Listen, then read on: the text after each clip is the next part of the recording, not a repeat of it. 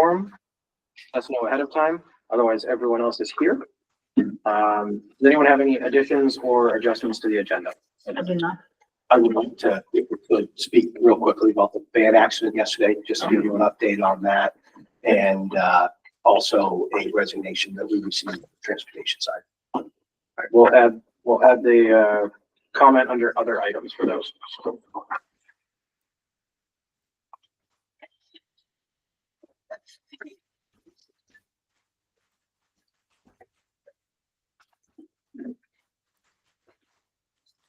All right. Next is the consent agenda. Approve the minutes of March 20th, 2025. So moved. Second.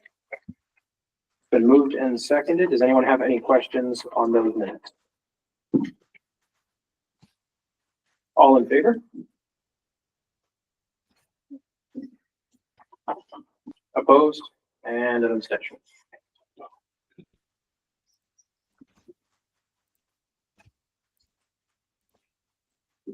You get ready, done, Tim. Okay, thank you. All right, next is going to be audience with the public. Is there anyone that wanted to speak? Seeing nobody raising their hand, we will move right on to the bus rate presentation. All right, I don't know, Marty, are you with us? I'm here. Okay, before I hand this over to Marty, I just wanted to identify a couple folks that we've got here in the audience. Tanya McGray, who is our McKinney-Vento liaison van driver. Sarah Davis, who works with me both on facilities and transportation. Myrna Soul Robbins, who is our bus driver in Washington. And Matt Simmons, who through next week is one of our bus drivers in Wiltonville. And Matt is the gentleman who submitted his resignation, and I would like to thank him. He did an amazing job both as a driver and also as a trainer, and he will absolutely be missed for sure. Awesome. Everyone can hear me? Yeah. Yep. All right. So I'll do a quick introduction. My name is Marty. I'm the regional sales manager over here at Busright. I've been in the K-12 industry for about 12 years, logistics for about 20 years. I had the pleasure of going to your operation last week and meeting Brian and Sarah personally as well. So excited to be here today. We'll run through at a high level. I'll explain what Busright is, what it'll do for your team and your community, and we'll open up. If anyone has any questions, feel free to jump in at any time. So what Busright is, was the first tablet technology in the K-12 space. So tablets on the bus for your drivers, turn-by-turn navigation, 2-second GPS, and then you get all that historical information back to your computers, your phone, however you want to see that information as well. We also take care of the routing side. We take care of the parent communication side with our parent application and push notifications. The thought process behind this is to give as many people as much information as they need, but not too much that they can, inherit few extra routers every night from parents and so on. So what we'll do is we'll start with our GPS side of it. So each tablet or each bus is going to be equipped with a tablet. Your driver walks on, they turn the bus on, it automatically loads up their route, and they pretty much just like Google Maps and Waze to our phone. They get those visual and audible turn directions, and I'll show you exactly what that looks like at the end. But from a Excuse me, Martin. Sure. Can I jump in real quick? Because I did not do a very good job of introduction, particularly for some of our new board members. So in transportation, we used a software platform called Transponder that was paid for by the state of Maine. It was not particularly user-friendly that we found, and more importantly, the state is no longer paying for that, which puts us into a position where we are looking for a new management software for the buses. As we started looking out, what we were finding is that they're far more robust in their capabilities, some of which I find very appealing for the transportation department. And so after having talked with Marty, as well as we took a look at several other different software platforms, Busright seemed to be kind of the one that we liked the most. And I've presented to the subcommittee previously, but I know we do have some new members, and so I apologize for not making a better introduction as to why we're here tonight, why Marty is talking to us. So with that said, Marty, you can take back over. Awesome. Yeah. Well, if you go back 20, 30 years ago, so I worked for some of our competitors as well before I helped develop the solution you're seeing today. They strictly were just routing software companies. So, handing that paper route sheet out to your driver. And we've kind of took that and ran with it tenfold. So from those route sheets to tablets, from those tablets to you tracking your entire operation and so on. So when those tablets are on your bus, you have this screen at any location that you want to that shows you all of the vehicles in real time. They move around every 2 seconds, so the fastest ping rate in the industry, and it lets you know how you're performing just by looking at this map. So I have 2 vehicles that are running 7 and 8 minutes late, and if I wanted to, I can notify those parents by clicking right here. Also, because we are your routing software, if you click on any one of those buses, it brings you down to route level. Show me the individual route that driver is driving, all of the bus stops, all of the children, or if the parent was on the line right now and we needed to address it very quickly, I could zoom into their individual bus stop and see that bus driving down the road every 2 seconds as well. So if they were there, they lived at the White House, you could say, hey, if you look out to the right, you're going to see that yellow bus taking a right-hand turn down your road in the next 2 to 4 seconds. So I'll take a quick pause there. Any questions so far? All right. The next thing we're going to do is we're going to store this information for you indefinitely. So whether it was this morning, last week, last month, last year, you have access to every single run that was driven and what exactly that driver has done. So if you get those phone calls, the bus didn't stop, the bus was speeding, all the fun ones, right? They never really called to say you guys are doing a great job. You can see all the dates. You can click between them and get all the information, and you can zoom into the bus stop that's in question to hopefully answer those questions as quickly as possible. Hey, parent at bus stop 12, we completed your bus stop this morning at 7:27 a.m. The stop sign is a 0 miles per hour calculator that lets you know exactly how long the vehicle sat there at 0 miles per hour before it went on to the next location. And if you just drive down the road like your bus would, every 2 to 4 seconds, you can see exactly how fast that vehicle was going. So in this instance, when it went by the big house at 25, it says we were going 22 miles per hour at 7:27 with 38 seconds to go. So like I said, hopes is to give you enough information to support your drivers when calls come in saying they're not doing things incorrectly, or on the flip side, right, if they stopped at the stop sign for only 2 or 3 seconts, to be able to educate our drivers that we need to be able to, 30, 60, 90 seconds, depending on the bus stop and so on. All right. So any questions? It's kind of obvious at this point, I think, but I just wanted to check. It doesn't require any input from the driver. It's just tracking what they're doing. Correct. So since we were the first tablet technology, we don't want your drivers doing anything. They turn the bus on, the tablet automatically turns on. They literally just have to push the quick start button and it'll go through all their routes in order for them with a timer between each route if there's a 15-minute gap and so on. So yeah, the least interaction possible to make this work for your drivers, because we understand some of them are on the older side, they don't embrace technology and all the other things. So yes, they push one button, everything else happens. They don't have to interact with it when it's in motion. All right. Routing can do, Marty, if you yes, could just touch real basic. Maybe you're going to be doing this. So if I jump the gun here, I apologize.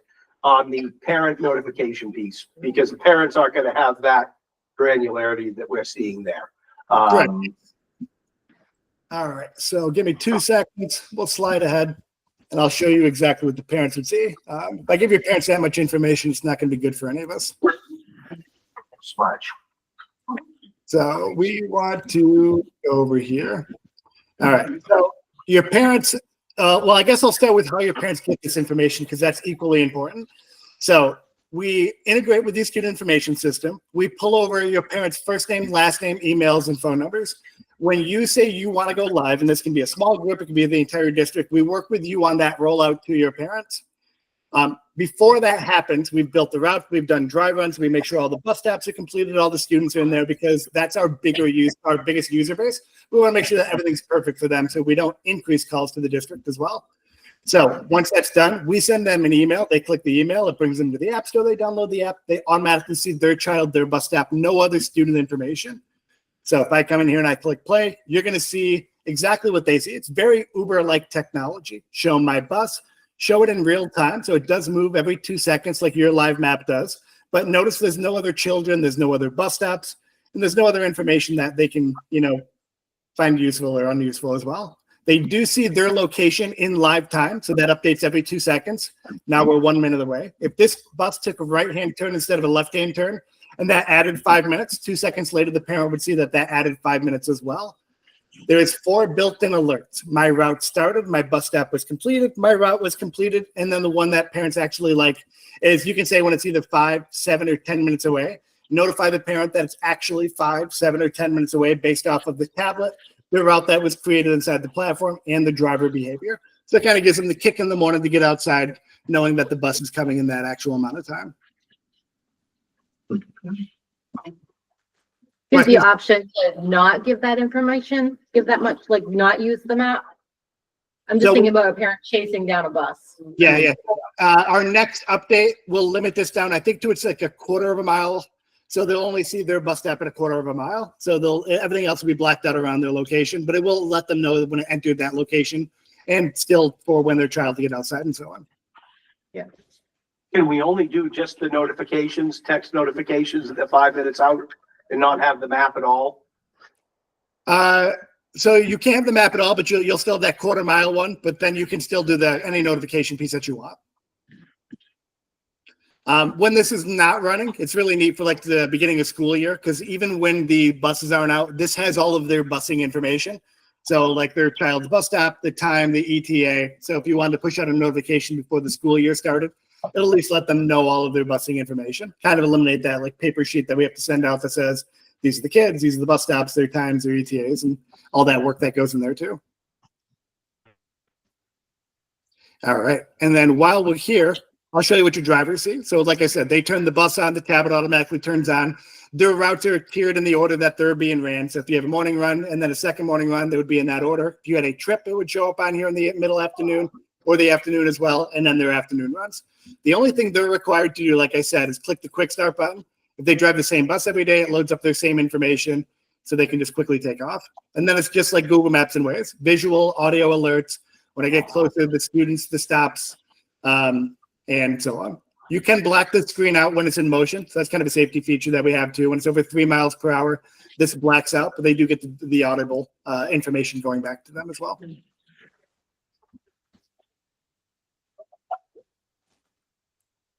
All right. Any other questions? All right. Sticking with the parent communication side, you can do this pretty much in live time. I'm going to switch to a database that does not have real parents and real students. So we don't send a notification to them. But if your driver calls you and says, I'm running late, if you're looking at the live map and you realize it's running late, if you see the vehicle that's still out in the yard, however you get the information, that doesn't change the outcome. So, but we want to be able to share that with people as quickly as possible, whether that's going to be district-wide, school-wide, or route-wide. District-wide, cancellations, 2-hour delays, school, just a water main break or something that's only impacting the individual school or the individual routes running late, behind, and so on. You select who you want to send the message to, and then you say whatever message you want to share. 2 hours late, you push send notification. It takes 1 second for that to show up on their phone. So before I could pick up my phone, because I'm connected to my own database, and then it takes about another 15 seconds. It will go to their emails as well. So 2 points of notification to those parents, letting them know, hey, your bus is late, your school delayed, canceled, and so on. Any questions there?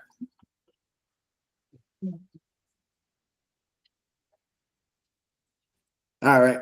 I got one more thing to show you. I'm not going to show you the ins and outs of the routing side, but there is one other cool feature because I've worked with a ton of districts in Maine that have either done redistricting or moving around, or they're affected by the driver shortage. So this screen can help you with all of those. So like I said, it integrates with the student information system.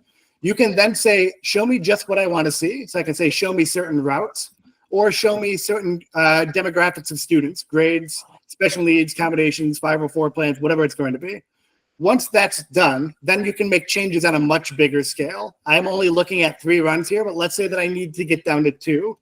I can see that each route, their capacity, their duration, their distance, each one's color coordinated. And for me to now make changes, it's as simple as me zooming into where I want to make a change.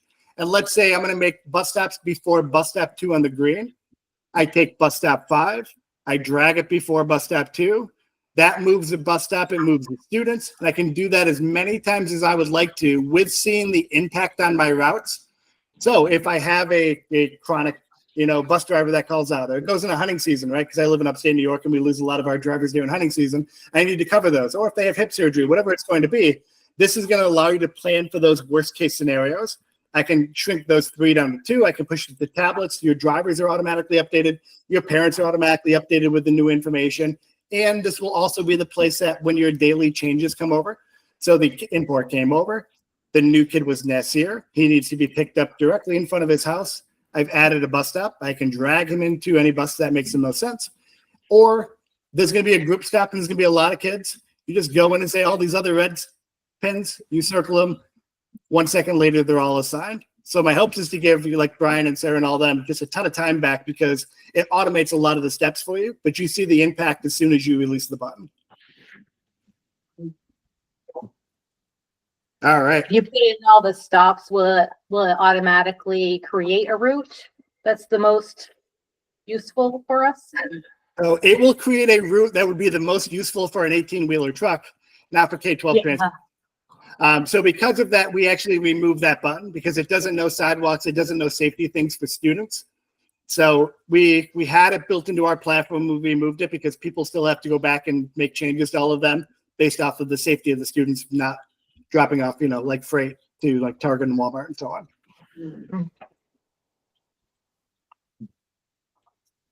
What type of personal information is going to be in the system? We've heard a lot recently in the last several years of, school resources that they're using for databases and things like that have been hacked and, personal information has gotten out. What type of personal information is going to be held in the system here that hackers or somebody could get access to?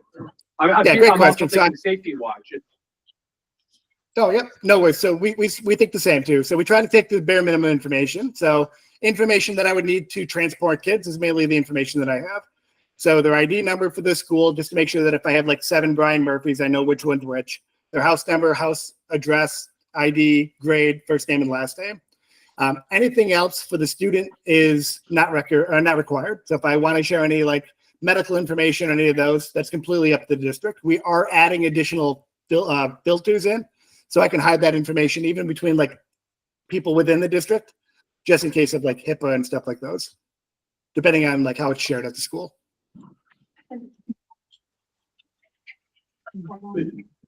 If you have parents' information, names on there too, I'm just trying to. Correct. Yeah. First name, last name, email, phone number. If you want that to go to like the student file, so you can call a parent quickly, or if you're going to utilize the parent application, that's how we can set it up very quickly without you guys doing any manual work. Holly, you said you had. Yeah, Marty, this is Holly Doe. I think, could you just confirm that Busright signs a data privacy agreement? I can, yes. If you have one, we'll sign it. No issues there. Yeah, so our district is a member of the Student Data Privacy Consortium. And as part of that, one of the things that we do is we go out with every single vendor that we have a relationship with, and we ask them to sign a legal document that talks about breaches and protecting student information. It's quite a lengthy document. Main districts work together on these. So if one district's already gone out to get the DPA, the data privacy agreement for the software, then we just have to sign the Exhibit E, an addendum to that same agreement, and we all get those same protections. So we take it really seriously. We have a approved list of software in the district, and so we would do the same process. So we work with facilities or whoever who's going out to buy software, and we make sure that we obtain those DPAs. So I just want to assure you all of that.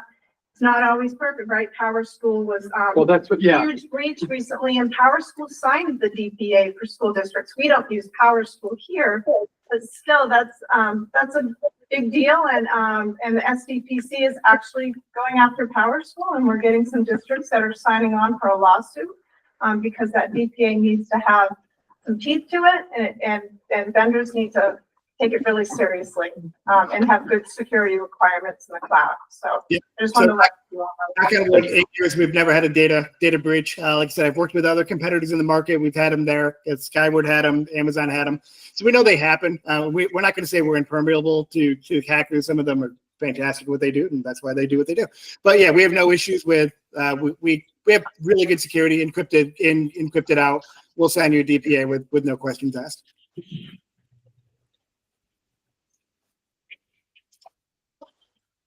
And if you want to share, like I know 5 towns very close, they're using, I think we just signed out with quite a few of your other neighbors as well. So we probably already signed it. So I can work with you to find out if we've already executed that DPA as well. All right. Any other questions for me?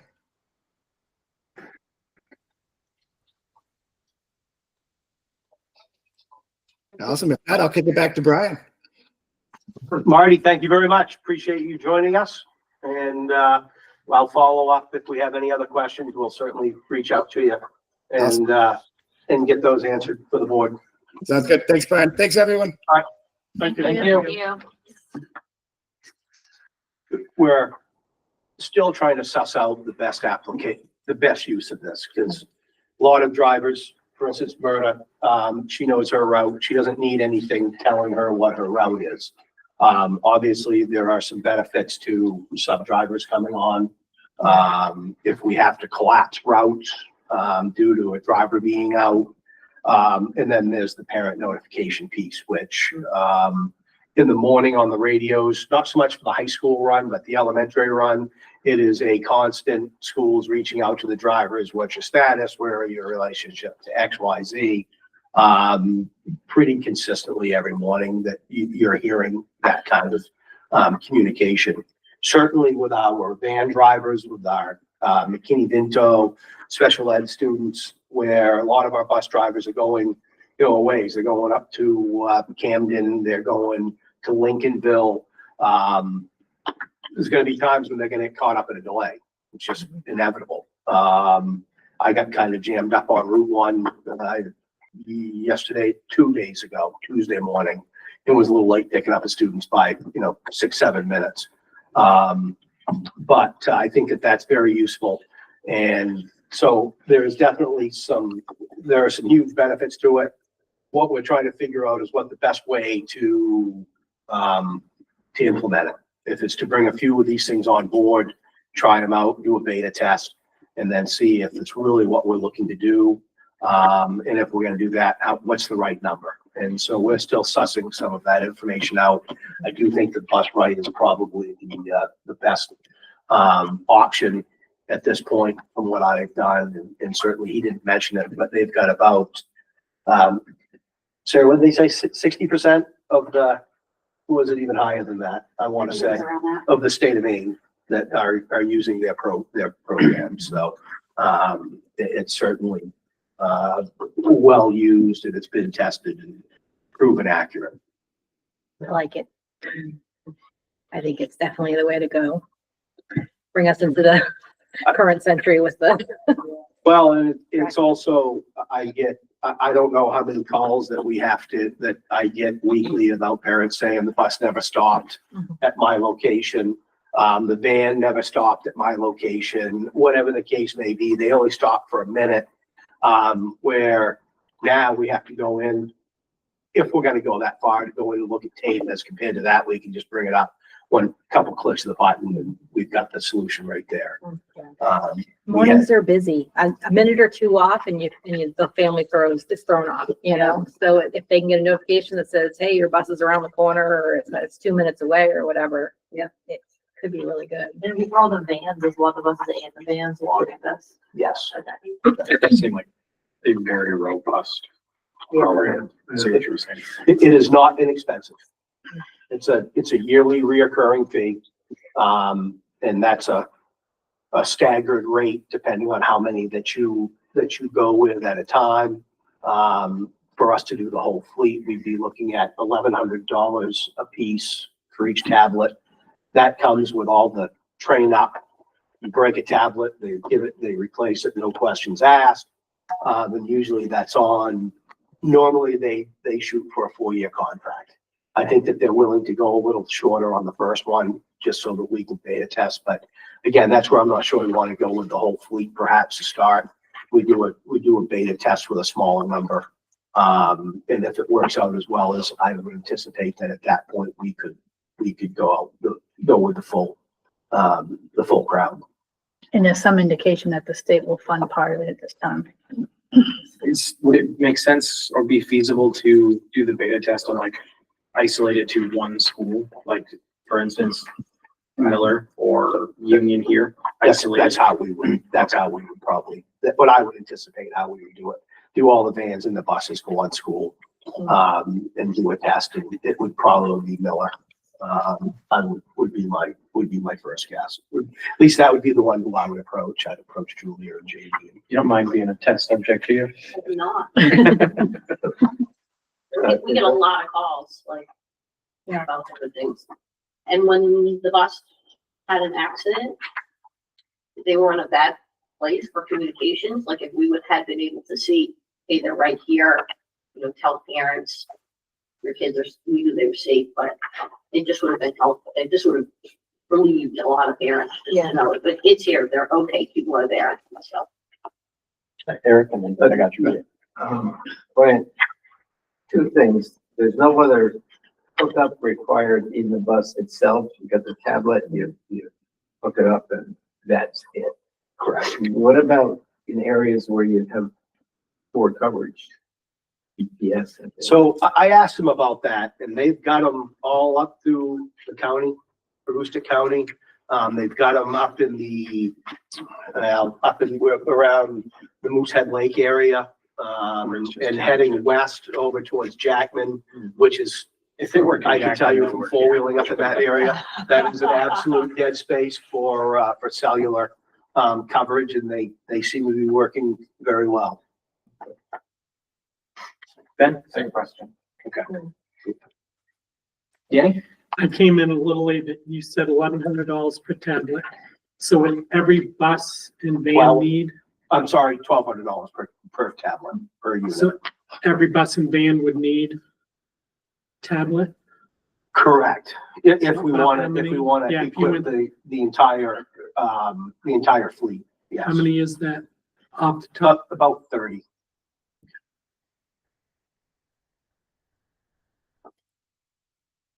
And again, I don't know that I would advocate doing everything all at once.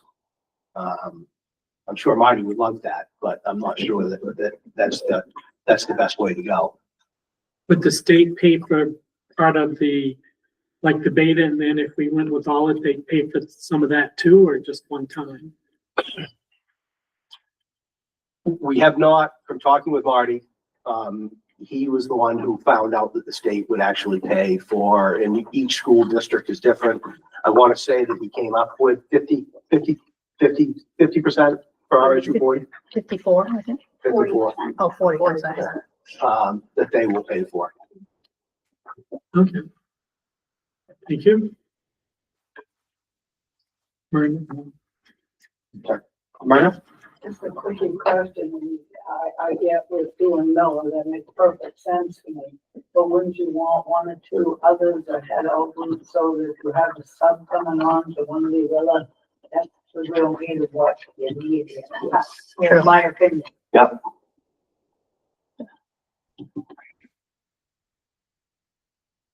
Anyone else have any questions on the bus rate? Did you need anything as far as a motion to proceed looking further into that, or? We have to do a bid process Yeah. Okay. anyway, so. Alright. And you vote on the bids. Rachel? And so we have in the budget, we already have a budget item for just this kind of, like, implementing this kind of programming in general, that bus rate would fall into. Is that correct? Like that, where this money would come from? Or this is, because obviously if you're saying we have software already that the state is, that we're moving away from, and so does bus rate just come into that? We didn't ask for additional funding because we were trying to keep the budget low, so Yeah. we would need to forego something else in order to do this. So we'd have to make a decision on, like, that's why we're trying to decide how much to do at once. Okay, Like, got it. to Myrna's point, if there's a bracket in her bus, but she doesn't need it every day, but we'd pop a machine in her bus if she was out, so then. Yep. Cause Myrna probably knows Washington better than anybody, but someone new wouldn't. So they could, use her. So we're just trying to figure out the right number and how to roll that out. Any other questions on bus rate? Not seeing any. We're gonna move on to the action items. The first one is JICC student conduct on school buses. Now, am I correct in assuming this is a recommendation from policy? No, other way around. Okay, to Yeah. send to. Yeah. Okay. So, I don't know, Steve, you want to speak? You want me Sure, to? yeah. So when we originally did this, when Brian and Sarah went through these, I was not aware, so I did not share with them that there is a JICCR procedure. So they had made additions to the JICC to accommodate some of the things we wanted, but now that we know that there is a JICCR. I think we could go with the sample of the JICC because the JICCR covers, I think, everything that Brian wanted to add. Okay. But that's obviously, Do you have anything you want to add to that, Brian? One of the biggest issues I think that I run into with the conduct on the buses is absolute lack of standardization of punishment, of corrective actions that are taken for the same offense across the schools. And being able to have a little bit of input on that would be very useful.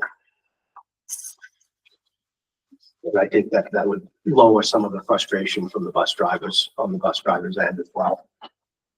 And do you feel JICCR adequately addresses the procedure? Yes. so that does I speak. think Myrna was looking to, It is a real problem because across the board, we never know what's gonna go on with it. We never know. You get them back on the bus. I don't know how much I can say, but I had one that did something that was against the law and he shows up that afternoon on my bus again and seated in my front seat. The next kid may do something that's completely against the law, they yell. And we're not getting bus slips back, we don't know if we can write everything down on paper, but if we don't follow through, it doesn't make a difference. Matt? I'd like to add one thing. From my experience driving here, Miller School is by far the best school that I have ever dealt with to handle bus problems. Jamie and Julia are just, I couldn't have done what I've done without them the last 3.5 years here. They're the only school from driving that is consistent with their punishment and actually follows what our bus slips actually are. So I just personally like to thank Julia and Jamie for always being fantastic about that. I think to speak to what Brian was talking about, consistency too, if you're a parent and you had 2 students in the school district and they did the same offense, they make him home with 2 different punishments if they happen to go to 2 different schools. So from a parental perspective, I think that'd be very difficult to deal with, to explain that, why that's happening.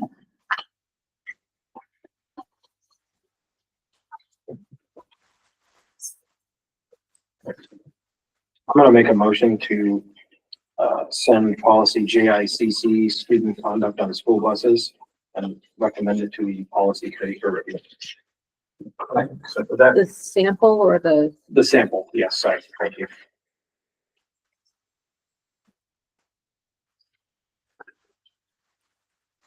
Eric had us something on that.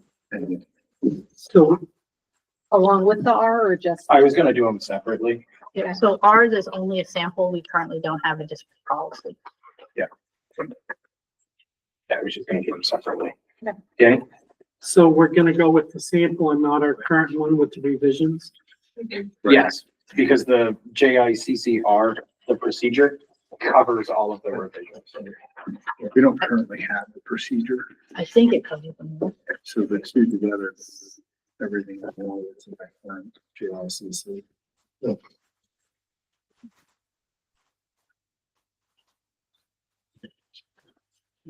Anyone else have any other questions? All in favor? That's unanimous. Alright, I'll make a like motion to send JICC-R, sample to the policy committee for review. Second. Anyone have any? Karen? I'd like to make one comment. So in this R, it doesn't speak to drugs, alcohol, or vaping. And we do have a drug, alcohol, and vaping policy. So I don't know if it would be redundant or not. I just wanted to mention that it does not speak to that because there's already one that says whatever it says about it. But it references existing board policy procedures and still rules. It does, okay. And I don't know how the language should speak to IEPs and 504s. I thought the language was a little vague to know for sure where we go with those. Well, looking at, in this R, it does talk about, you know, up to including expulsion depending on the particular violation permitted by law. I mean, there's a lot of stuff that's illegal that kids can't be doing on school buses, which would bring in drugs, alcohol, vaping, smoking, all that stuff. And I just think that, you know, we can keep writing policies that get really large, but if it's covered somewhere else, I say not to write another policy, just. But I think there just needs to be consistency. I drove a school bus for years, okay? And sometimes you had schools that were great, other times it wasn't. And it's, you have to be consistent with the kids. They have to, and the parents need to be told that this is what we're gonna do. And I think it's hard sometimes. You want to back down because, gee, I don't want to impose on them, but I think at some level. And I would say that vaping, and correct me if I'm wrong, I think vaping is probably the least consistently addressed item in the district without question. Horrible. It's horrible. I had a parent last night come to me and say, my son is seeing someone else doing it on the bus. So we can't see because those seats are raised up now. So all the kids are gonna do is slouch down a little bit. You can't see what's going on. And every time we have to run to the bus ride, we eat up time. It's costing everybody a lot. Because you're running the bus down there, you're taking an Ernie's time, you're taking an iPad, just play through the sea, and then you gotta replay, replay, because to try to find that one kid that's doing it, you know, it's not easy. And inevitably, and they've done this a lot more than I have, particularly Matt, on the viewing of the cameras. Inevitably, when you go looking for one thing, you find something else. And vaping is a very common secondary find that you're in there looking for a certain behavior. And hey, look at, you know, there they are sitting here vaping. Vaping on the buses is a significant issue, a real issue. And the way that the district addresses those behaviors, I think, is a significant issue as well. Danny, you had. Well, questioning, about the JICC and this one. On JICCR, the top part says, when riding the school bus or other school vehicles. But then down below it just says bus. I know we have kids riding in vans, probably some in private vehicles. It's got bus and parentheses, it's referring to all. But of in them. JICC, it doesn't say, it just says, oh, and other school vehicles. Okay, sorry. And I just didn't see van, I wanted to make sure we had that. Okay. Anyone else have, Karen? Couple of things. So in the policy that Brian and Sarah had marked up, they put the transportation director will review all relevant factors and make a final determination. I don't know if that should be in the policy, in the procedure in order to make consistency. I don't know if the language that's in there says the same thing enough. If the building administrator in consultation with the director of transportation determines. I don't know who determines it now. I don't know if Julia does or Brian does. The principals, The principals. school principals, or assistant principals, whoever it's delegated to. I think the assistant principals. That was gonna be my question was this section that says, JICCR, students who violate these policies. After the list of numbers, there's nothing that says who's making that decision. Where do you think it would be best to add that language in? Because I do think that's good to clarify.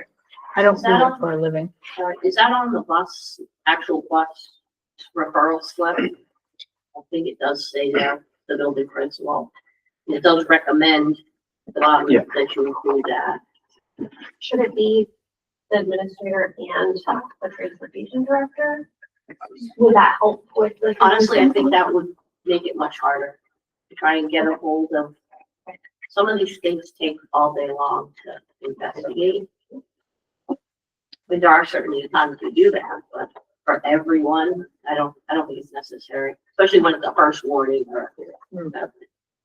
Yeah, I agree. I think that we can build out a routine for the most part. I would have no issues being able to work with Julia to identify that, hey, first time offenders, Julia handles it. And really, I think where I get involved with it, it's a major event, you know, and I strongly disagree with what the building principal, the school principal, did. You know, a student's on there, you know, vaping a weed or something like that, you know, a significantly higher level of issue, I guess. Or a serious assault is another one that we see at times that frequently have very different responses from the schools.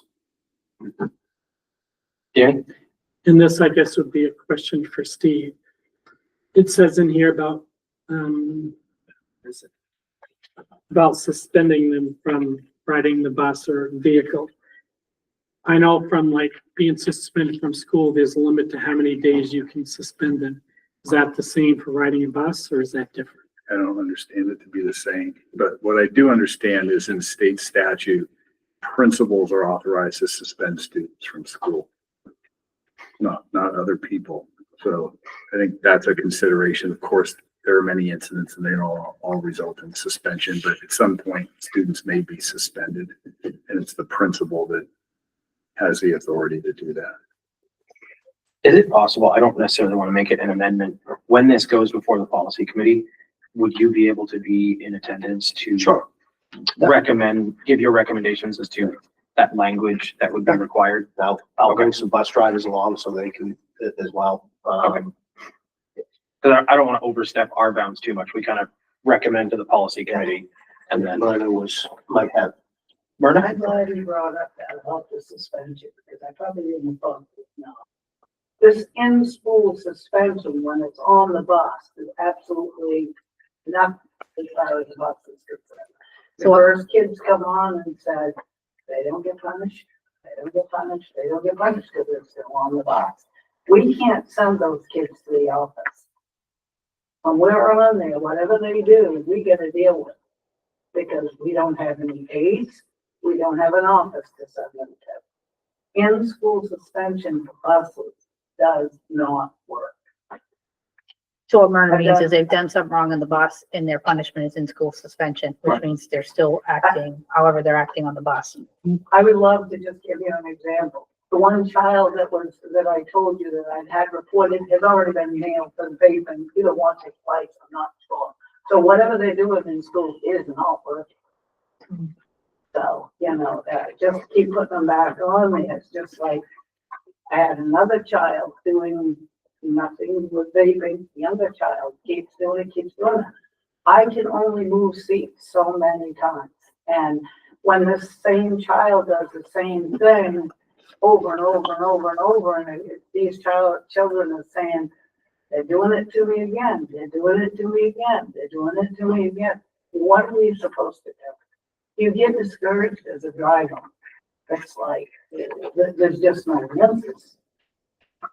And Yeah, some of the behavior is just, it's ongoing, you're trying to watch that road, especially in today's, nobody cares about our red light stats anymore. That is like, just forget it, you can't get it at walk speed going through you. You're trying to watch where your kid is.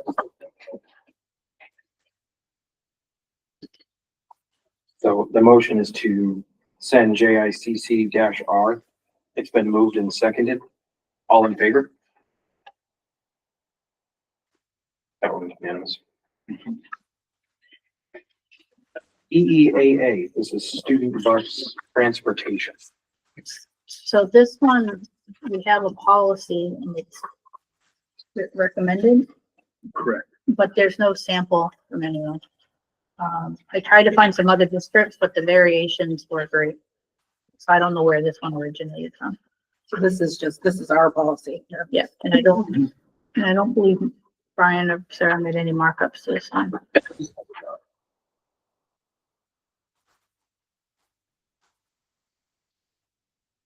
Can you look up on the sheet, Steve, when is this one due for review?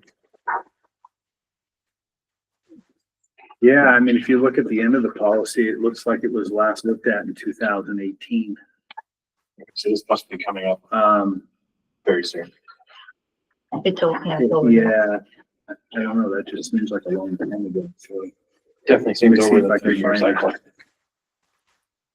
When I Yeah, look- I have it dated as 2018 on our list. I don't know if I can recommend you slip that into the next one, Ben. I think that's why we're dealing with these today, is to make sure that our facilities and transportation folks have a chance to weigh in. Do you have any comments on this, Brian or Karen? The one thing that, and it probably might be covered, but when it talks about the activity bus, late bus, talks about within budgetary limitations, but I would like to specify also within driver availability limitations too. I mean, obviously, as everybody knows, we're hurting pretty good. I mean, there may be some light at the end of the tunnel, but I don't count on that until they're actually licensed and driving a bus. Julie?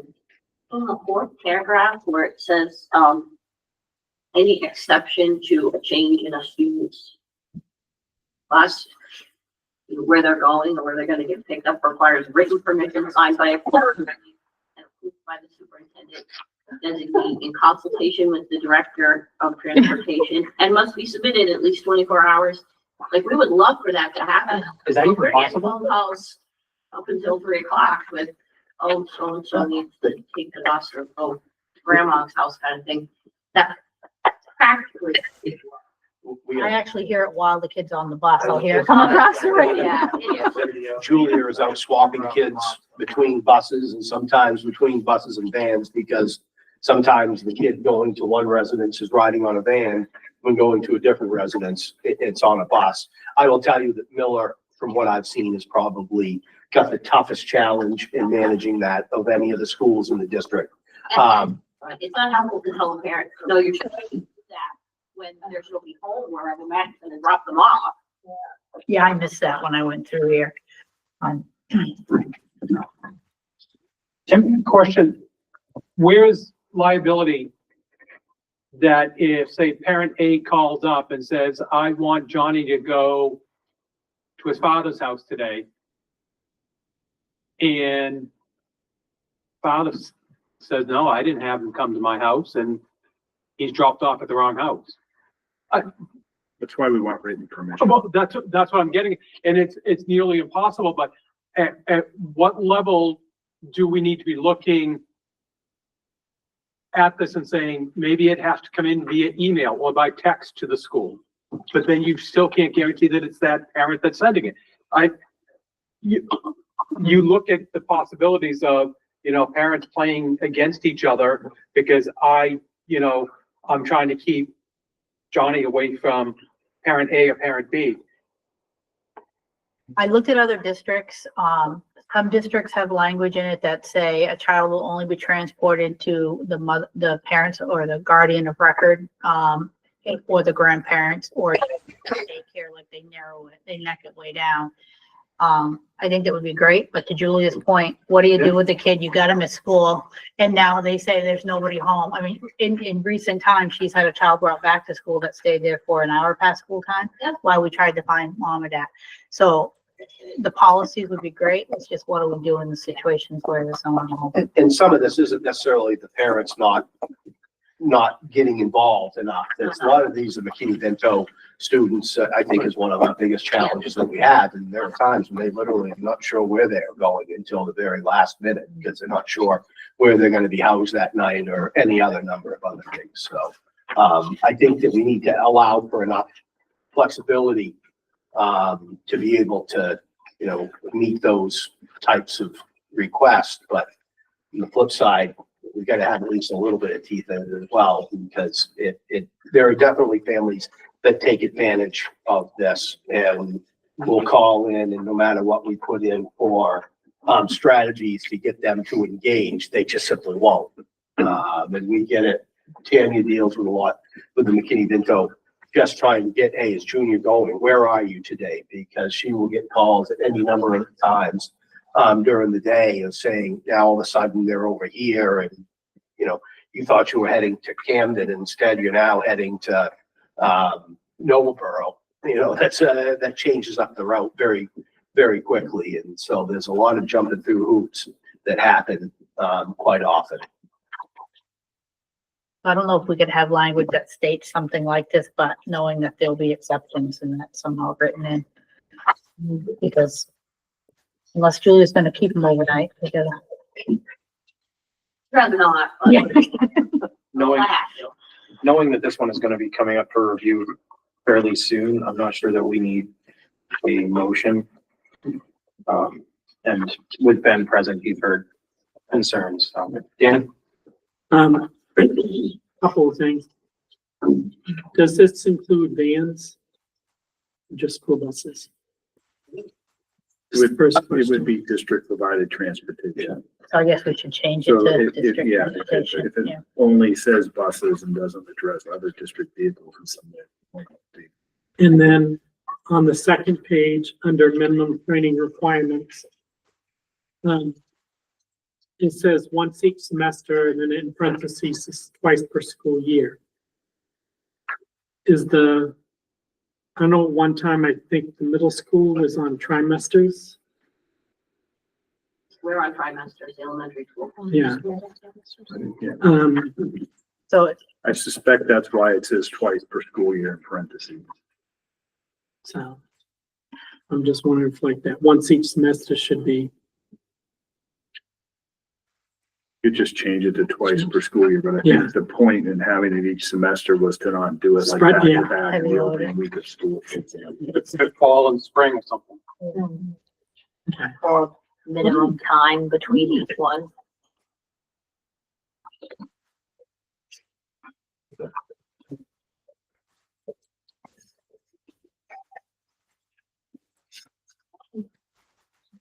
Unless anyone wants to make a motion, we can move on to policy EEA and the procedural EEA-R. Yeah. This is a required policy. But you'll notice that the samples are newer versions than our versions, so my recommendation would be to replace both the policy and procedure with the samples.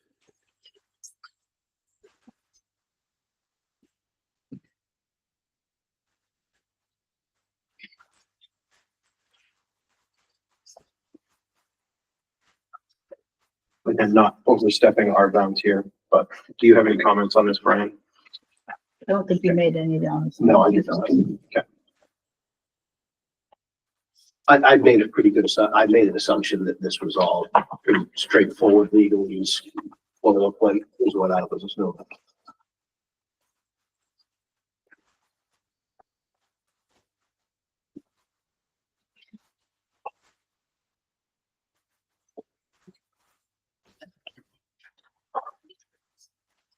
It looks like these are coming right up same too. So Yeah.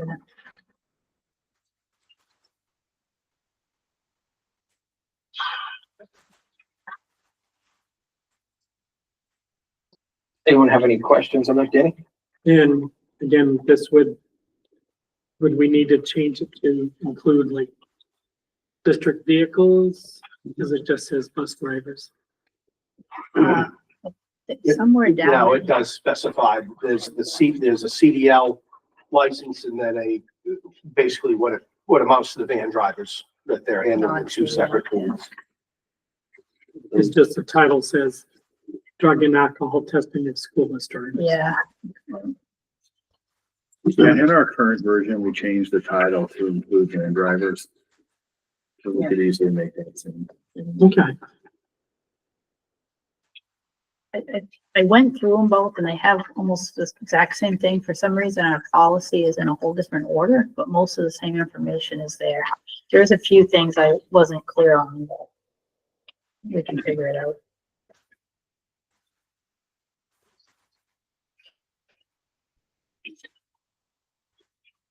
Anyone else have any questions or comments? With those two as well, both coming up for review very soon, I don't feel we need an action. So with that, we'll move on to other items. Brian, would you like to do the budget or the other two items we added first? We can do budget first. I don't know what. So, I already spoke to the finance committee. So going through the budget, we got the insurance rate, which was 14%, which was 4 points higher than what we had budgeted. So I went through all the new staffing changes, and through staff changes, I was able to account for all but $89,000. I have the exact amount I'll present to the board. Holly, Joe, and I went through hers, and we're going to remove $51,000 that will be covered by an E-rate grant. So that leaves just shy of $39,000 shortfall from what the budget committee voted in 3 weeks ago. So in talking with Brian, we were going to make the recommendation that we reduce his budget by just short of $39,000, since next budget, not FY26, but FY27, a note we have with Siemens will be due, will expire. So we'll get most of that money back in the following year.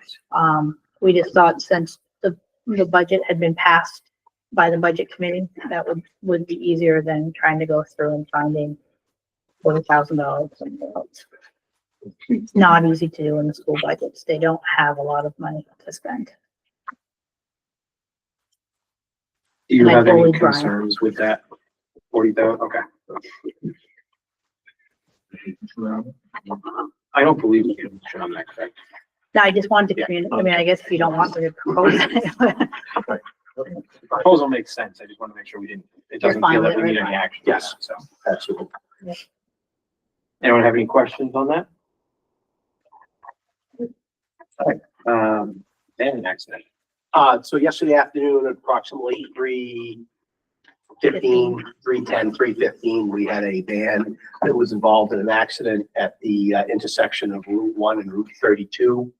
The van with 6 students on board was leaving Miller School and was crossing across Route 1, continuing up that way on a green light. A pickup truck was coming south on Route 1, looking to turn right on a red light into basically hit the passenger side door of the van and the sliding door of the van. So thankfully, there were no injuries on board, which is great. We did have, we had one student on board in particular who was extremely emotional. Jamie White came over from Miller School and really kind of took care of that student and got things settled down until mom got there. So I wanted to thank Jamie for that, and for Miller for just a lot of support that they were pulling together for us, some information that we needed for law enforcement, that sort of thing. And also a shout out to Mackenzie Borman, who was the van driver. She did a great job. She was cool, calm, and collected through the whole process. I took a phone call from her. I happened to be right at the bus garage with Ernie, so we were able to grab a van, take it right down, have a truck there, arrive pretty much simultaneously to law enforcement. Jamie was already on site handling that piece, and so I think that Mackenzie did a perfect job, so shout out to her on that for sure. Any questions? All the kids were checked out at the scene. Is that usually how that works? Yeah. The van, was one of our oldest vans. It had just south of 150,000 miles on it. Luckily, it wasn't the one we just purchased, so. Was it, good news. was the vehicle itself totaled? The van, it's not, well, given the age and the mileage on it, I think that if they may total it, I don't know that for sure. But it certainly, it's drivable when it's dinged up for sure.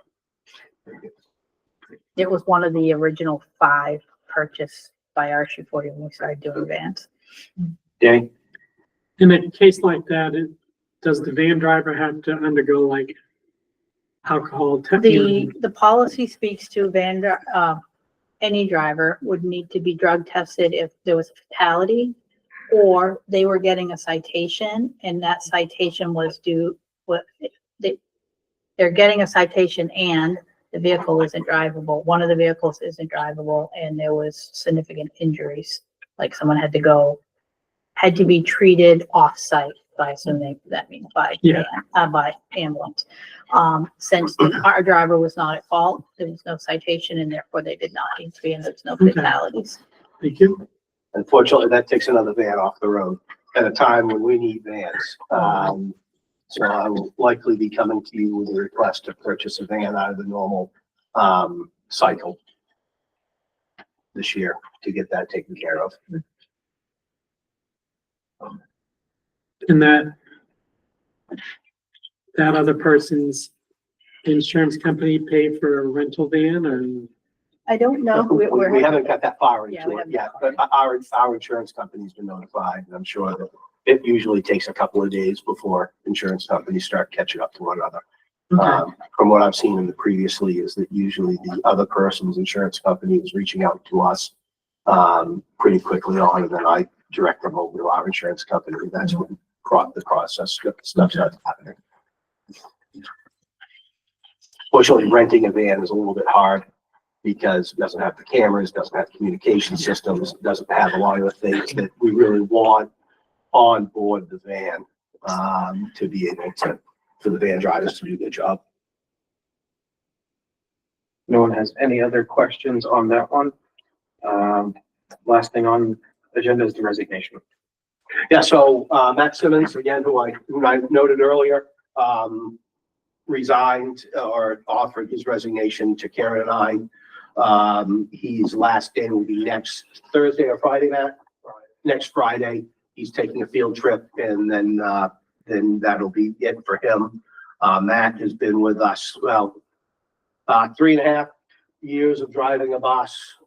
He was also and he became one of our trainers and he has played key roles in route organization. So he's had his hand in a lot of different things, and it's definitely going to be a big set of shoes to fill to be able to make that happen.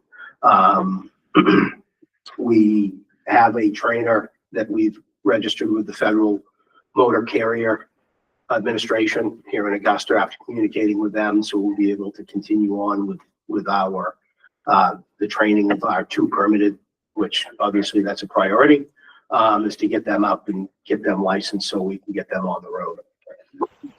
Smudge. She never. No, she does not. I'm sorry about that. She growled at me when I came down the hallway. That is. Probably because Brian was making fun of her doing the checklist. Yeah. So, we're gonna miss Matt for sure. Absolutely. Thank you. Thank you, Matt. Yes. If there is nothing else, it is 6:35. We are adjourned. Thank you.